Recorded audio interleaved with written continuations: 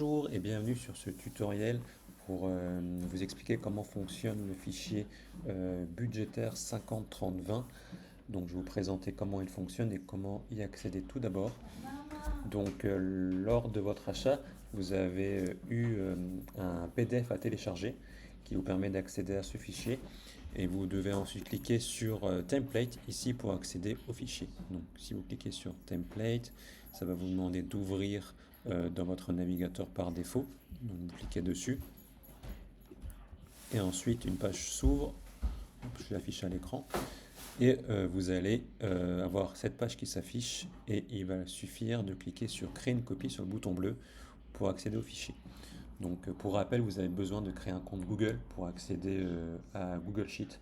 Donc c'est très simple à réaliser. Donc si vous n'avez pas de compte, vous pouvez le faire et ensuite vous allez pouvoir accéder au template. Donc ensuite, lorsque vous cliquez sur le lien, vous accédez du coup à l'outil. Il est composé de deux onglets. Donc un premier onglet, fichier exemple, qui vous permet de voir un fichier pré-rempli et si besoin de pouvoir essayer lors de la première utilisation de jouer avec avant de vous lancer dans la création de votre budget. Donc c'est très simple à prendre en main, mais pour une première fois, après avoir suivi cette vidéo, c'est bien également si vous pouvez le faire en même temps, en temps réel avec moi, sur ce fichier exemple. Et ensuite, on va pouvoir réaliser un nouveau budget avec un fichier vierge qui se trouve dans l'onglet Dashboard. Et tout d'abord, je vais vous présenter un peu les différentes fonctionnalités et les différents tableaux et graphiques que l'on peut voir sur le fichier exemple.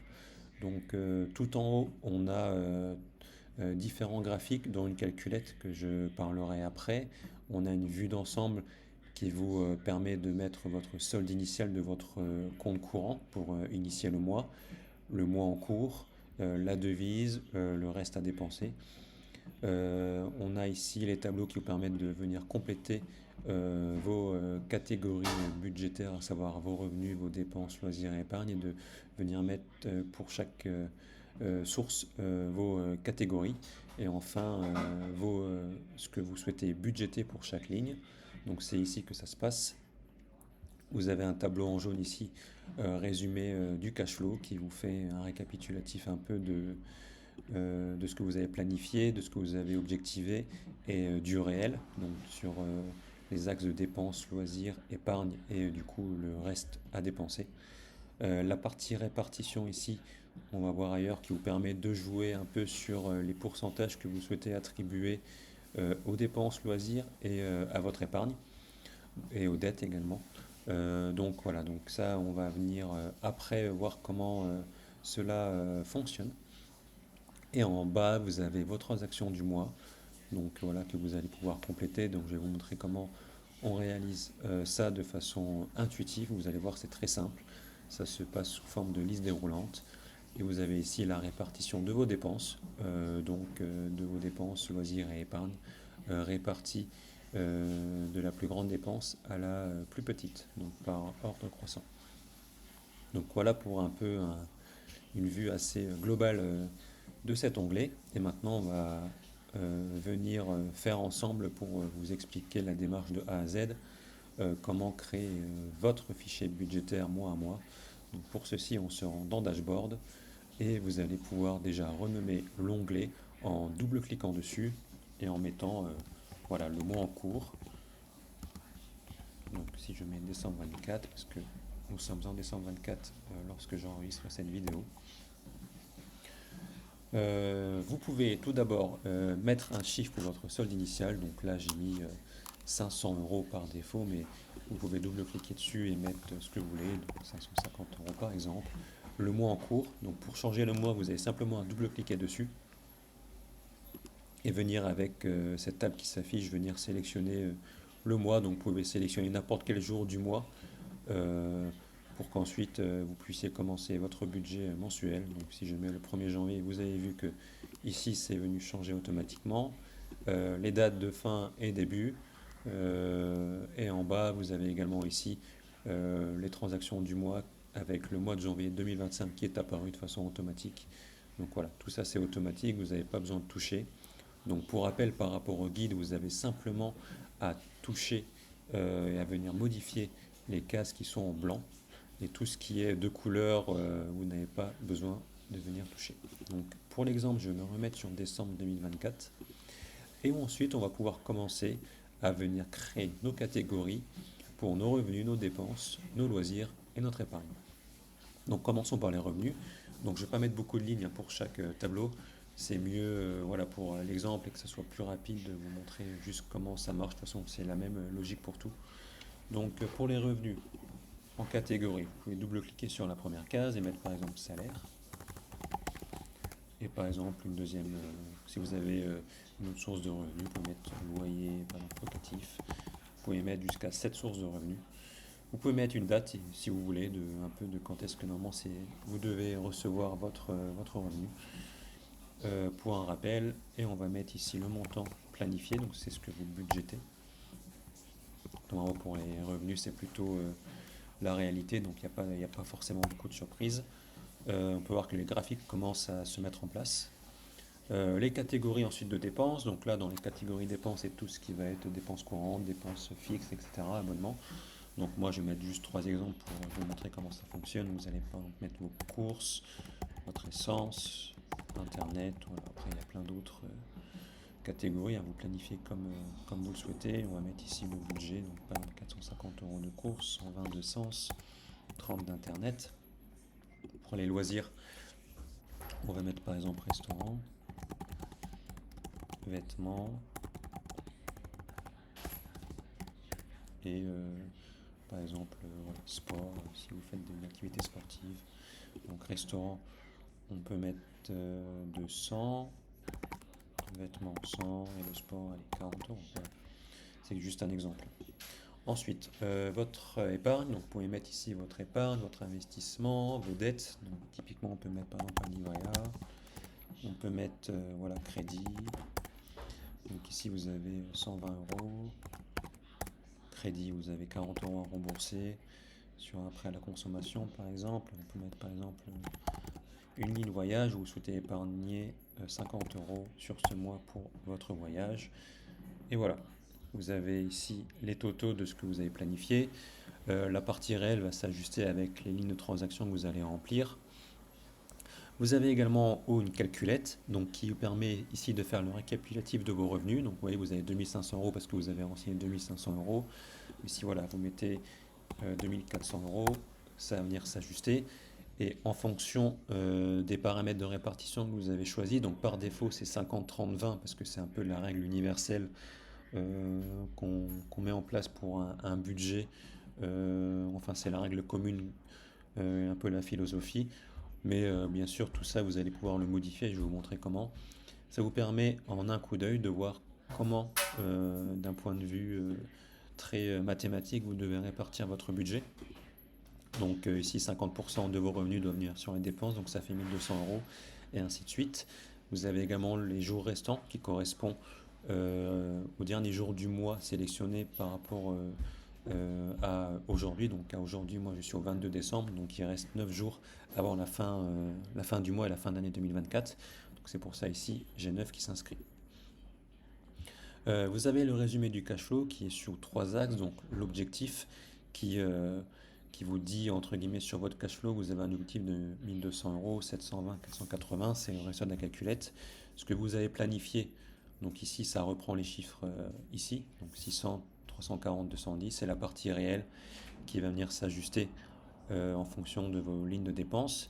Et le reste, du coup, c'est ce qui vous reste en programmé, donc qui correspond à votre solde initial, plus vos revenus, moins vos lignes de dépenses, loisirs et épargne. Donc tout ça c'est calculé automatiquement, c'est pour ça qu'il n'y a pas de case en blanc. Ensuite la répartition. Donc là vous avez la répartition selon les 3 axes qui sont dépenses, loisirs, épargne et dette, investissement. Donc par défaut c'est 50-30-20. Vous avez également le calcul planifié qui vous dit en fonction de ce que vous avez planifié à combien vous vous trouvez. Donc ici on peut voir qu'on a 52, 29, 18, voilà. Donc ça vous permet de voir en un coup d'œil si vous respectez plus ou moins la proportion. Et la partie réelle, on va voir après, ça va s'ajuster en fonction des catégories que vous avez renseignées. Donc ici, pouvez venir modifier ces chiffres. Donc attention, pour modifier ces chiffres, il ne faut pas double-cliquer, il faut simplement faire un seul clic. Hop. Donc il faut juste faire un clic et pas un double-clic comme ici. Donc je reprends juste un clic et vous pouvez mettre par exemple 60. Ici vous pouvez mettre 20. Voilà, 60, 20, 20. Vous pouvez voir que la répartition ici, elle est modifiée. Tac, tac. 60, 20, 20, ça vous fait un rappel. Et ensuite, voilà, vous pouvez jouer sur ça si vous souhaitez adapter un peu plus cette règle commune à vos objectifs personnels. Donc moi, je vais remettre 50, 30, 20, voilà, pour l'exemple. Et ensuite, une fois que vous avez passé un peu de temps pour tout dimensionner, pour tout initier votre budget, vous allez pouvoir renseigner vos transactions, un peu comme un récapitulatif de votre compte bancaire qui vous dit chaque ligne là où vous avez dépensé. Donc là, c'est un peu la même idée. Donc vous pouvez mettre une date ici. Par exemple, imaginons qu'en 1er janvier, 1er décembre, pardon, 2024, vous avez les catégories ici qui sont au nombre de 4. Donc vous avez le choix entre revenus, loisirs, épargne et dépenses. Donc imaginons que vous avez vos revenus. Vous pouvez cliquer ici sur sous-catégorie. Et tout ça, c'est automatique en fonction de ce que vous avez mis ici. Donc vous voyez, vous avez mis salaire et loyer locatif. C'est venu mettre loyer et salaire. Et si je viens mettre ici par exemple une autre ligne, donc par exemple si vous avez une ligne business, vous avez un business de côté, voilà, donc vous avez 100 euros de planifié, hop, vous allez voir, voilà, c'est venu s'ajouter. Donc ça c'est très intéressant, en plus ça trie par ordre alphabétique, donc ça vous permet de voir rapidement comment sont catégorisées vos sous-catégories. Et donc typiquement vous allez pouvoir mettre par exemple salaire ici et vous avez touché 2000 euros comme c'était convenu, et vous voyez ici dans la partie réelle, c'est venu s'ajuster. Une fois que vous avez mis une première ligne de salaire, ici, ça fait le calcul du reste à dépenser. Donc le reste à dépenser, c'est simplement, voilà, comme vous n'avez pas de dépenses, bah, il vous reste 2000 euros sur votre budget. Et vous allez pouvoir compléter ici, donc je ne vais pas mettre de date dans l'exemple, mais vous pouvez mettre par exemple pour vos dépenses, vous avez une première ligne course à 150 euros. Et imaginons que vous avez une deuxième ligne course, parce que vous faites vos courses une fois par semaine, et que du coup, vous avez 4 courses dans le mois. Vous n'êtes pas obligé de faire vous-même la somme, vous avez simplement à rajouter une ligne de dépenses, courses, et vous mettez encore 100 euros par exemple. Voilà, donc vous avez ici le total qui se fait à 250 euros, parce que ça correspond à la somme des deux lignes, 150 plus 100 euros. Donc voilà, donc après vous complétez au fur et à mesure. Donc on va mettre restaurant.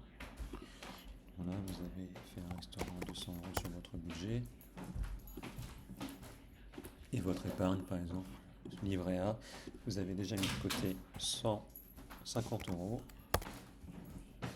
Voilà, et imaginons qu'on est sur une ligne où vous avez dépassé votre budget.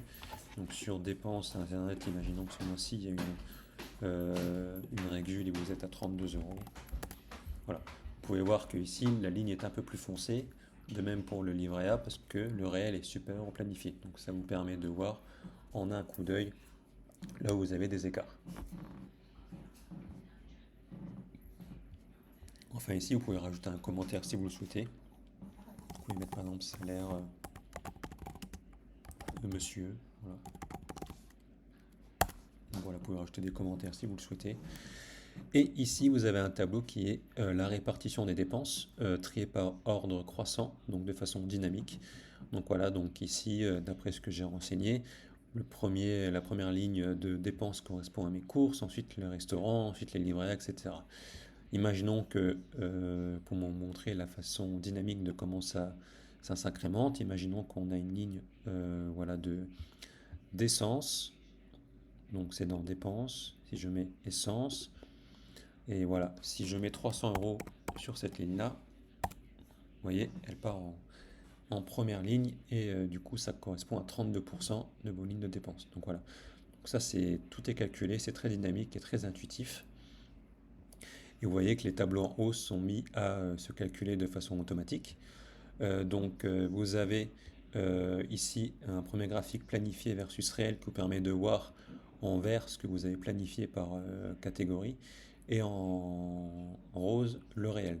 Donc, voilà, ça vous permet de voir en fonction de ce qu'avez planifié, là où vous êtes au-dessus, en dessous, largement au-dessus, largement en dessous. Vous avez ici un graphique sous forme de disque de vos allocations, de vos dépenses, donc entre vos besoins qui correspondent à vos dépenses, les loisirs et votre épargne. Et enfin ici la calculette que je vous ai montré avant qui vous permet de voir comment répartir votre argent pour vous aider à planifier votre budget pour respecter cette logique de 50-30-20. Donc voilà, donc une fois que vous avez fini votre budget, vous allez me dire comment on passe au mois suivant. Donc pour ça, c'est très simple, il faut double-cliquer sur l'onglet en cours et vous pouvez cliquer sur dupliquer. Vous pouvez renommer janvier 24. Et après, libre à vous de soit venir supprimer ce qui est en blanc, simplement en blanc, donc c'est-à-dire les lignes ici. Vous sélectionnez, vous faites supprimer, donc sélectionnez vraiment que les lignes en blanc. Ici, décembre, il ne faut pas supprimer, il faut simplement changer le mois. Pareil pour ça, il ne faut pas supprimer. Et enfin ici, pour la partie transaction du mois de décembre, vous pouvez tout sélectionner et simplement faire un supprimer. Voilà, pas de souci. Et ensuite, vous pouvez de nouveau replanifier, sélectionner votre mois. Donc imaginons que maintenant on est au mois de janvier. Vous pouvez remettre un revenu, donc on va remettre salaire. Voilà. Planifier 2400 euros pour ce mois-ci. Et vous voyez que si on prend vos catégories revenus, bah voilà, vous n'avez plus que le salaire parce que ça s'est remis à jour. Et voilà, donc voici comment fonctionne ce petit Google Sheet qui est bien utile, qui vous permet de suivre votre argent de façon plus précise et correcte. Donc si vous avez des questions, n'hésitez pas à me les poser directement. Et voilà, je vous souhaite une très bonne journée et à bientôt sur ma boutique.